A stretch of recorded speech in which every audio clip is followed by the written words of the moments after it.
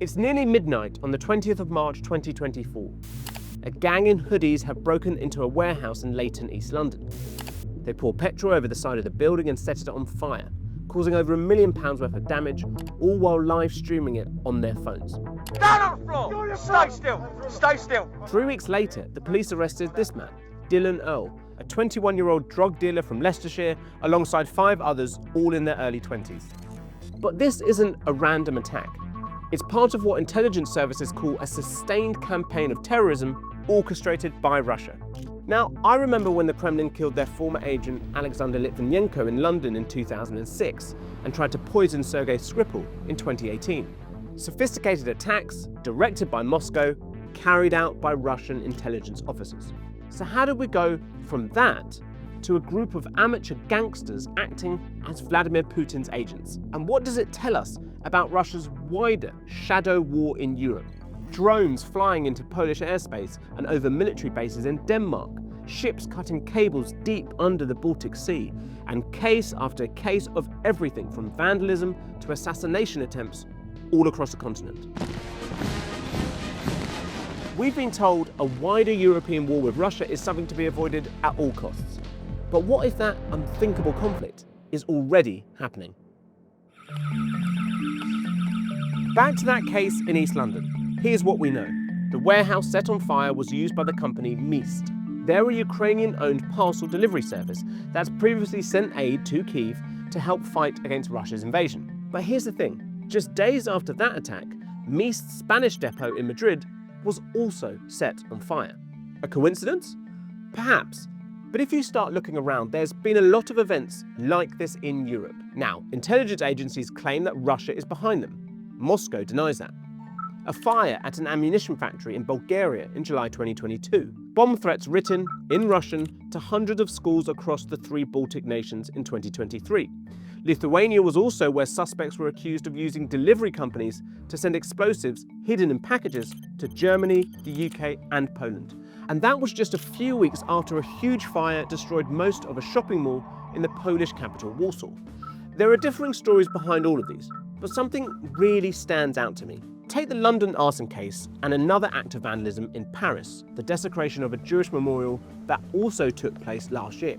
Now in London, the ringleader, Dylan Earle, he'd been hired by the Russian mercenary Wagner Group via Telegram and offered £9,000 to carry out the attack. He got 17 years in prison. And it's a similar story in France. 4 Bulgarians were sentenced to between 2 and 4 years in jail, with the judges saying that foreign interference was indisputable. The Paris prosecutor's office added that it was one of 9 suspected acts of such meddling, with Russia the likely culprit. But why is Moscow using low-level criminals to carry out sabotage? Let's go back to the poisoning of the Russian double agent Sergei Skripal in Salisbury in 2018. Now, after that attempted assassination, Western nations expelled around 150 Russian intelligence officers. And then after the invasion of Ukraine 4 years later, hundreds more were kicked out of Europe. That left Moscow with a problem. At the moment they were ramping up their campaign against the West, they'd just lost loads of intelligence agents. And so, they improvised.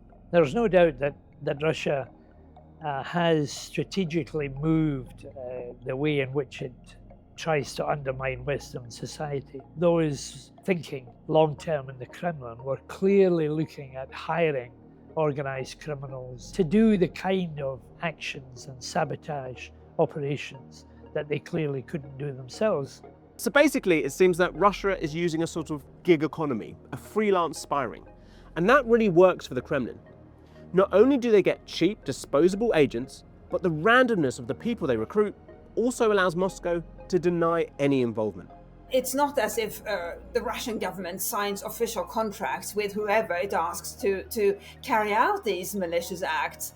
And so there's not going to be a paper trail that we can find and say, whoa, Russia was definitely the instigator of this attack. So essentially, Russia can cause loads of havoc across Europe and then hold up their hands and go, what? Us? We're into this kind of war where there's stuff happening all the time. We can't attribute it. And you really have to step back and see the larger pattern. And when you see the larger pattern, you see that all these little events, which in and of themselves might seem quite minor, are actually part of a larger strategy. We're going to look at attacks across Europe where Western intelligence agencies believe the Russians are responsible, despite their denials. Because it's not just those seemingly random acts of vandalism that we've already mentioned. There have been dozens of recorded incidents targeting infrastructure, like the damage to underwater communication and energy cables in the Baltic Sea, or aerial incursions into European and NATO airspace. Recently, balloons entering Lithuania, causing them to shut down their capital's airport. And then there are the assassination attempts. Germany foiled a plan to murder the chief executive of a leading arms manufacturer, whose company was helping the Ukrainian war effort. And it doesn't stop there. There have also been a string of cyber attacks across the continent. One analysis found that they'd increased 25% in the last year. Now, whether it's low-level criminals in Leighton or the oil tankers accused of dragging their anchors across the floor of the Baltic Sea, it all serves a purpose for Moscow. So what are the Kremlin's goals? It's clear that this all follows on from the war in Ukraine. Analysis of these attacks shows an increase in the years since 2022, and they've clearly targeted those nations offering support to Ukraine.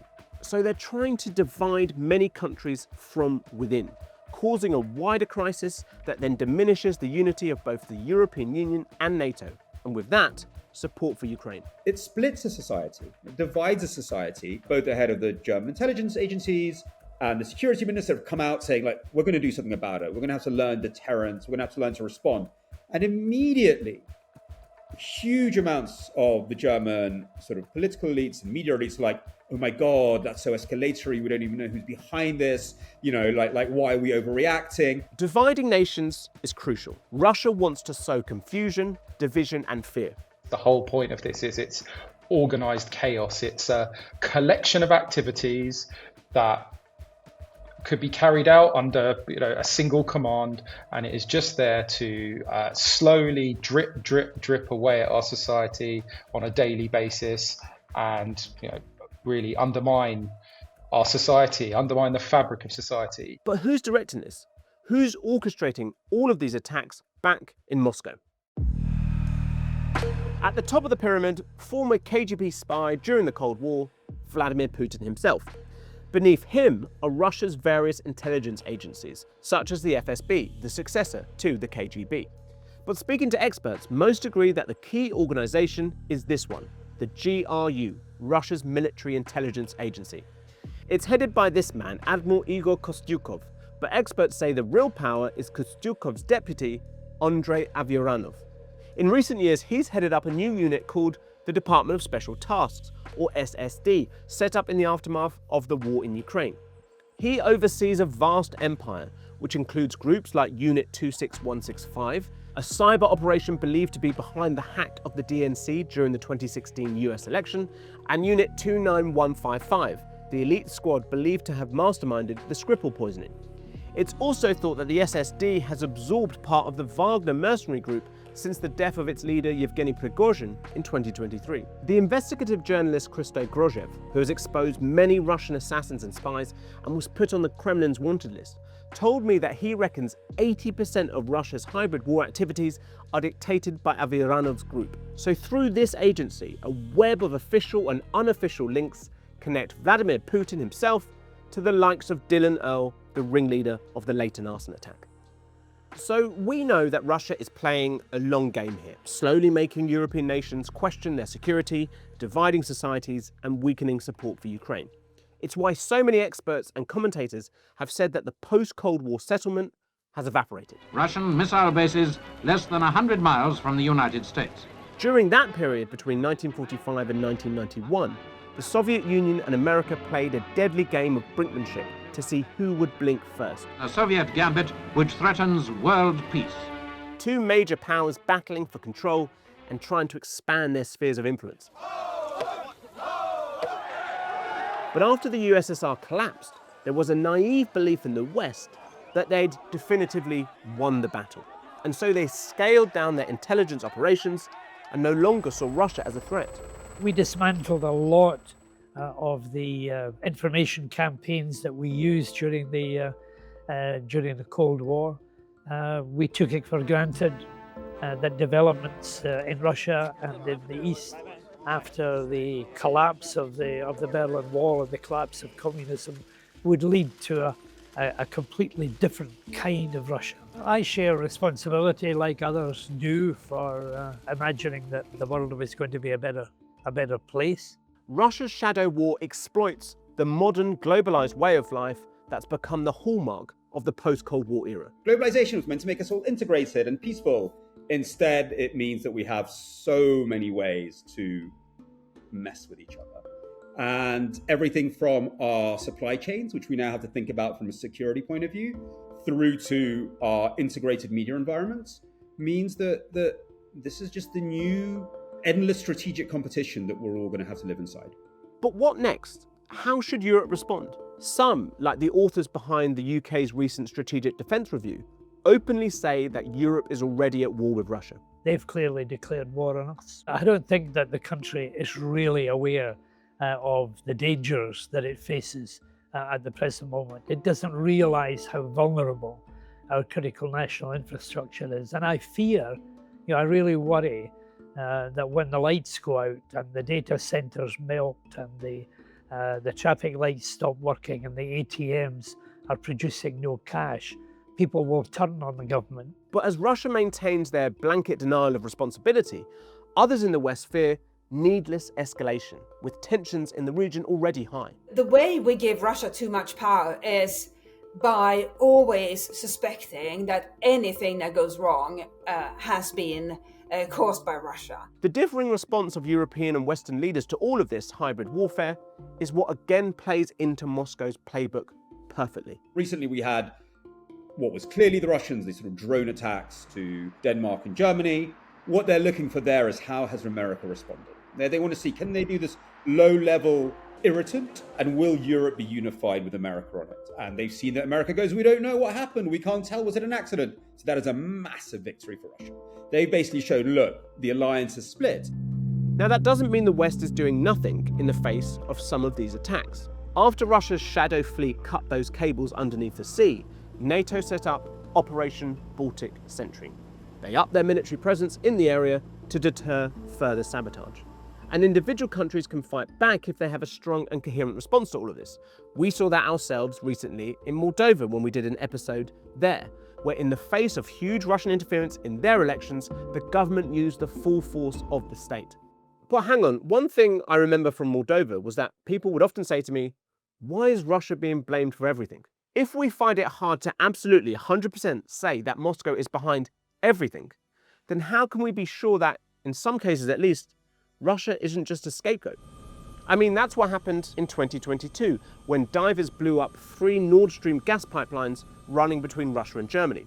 All eyes fell on the Kremlin until a Ukrainian, Volodymyr Zhuravlov, was arrested, saying he was acting in his country's interests. W ramach sprawiedliwej wojny obronnej na rzecz Ukrainy nie popełnił przestępstwa. We could have a situation where this map of Europe is replicated across the globe, where a whole host of different acts of sabotage, big and small, are impossible to pin on any one country or group. And that Russia's successful shadow war template becomes the de facto means of conflict everywhere.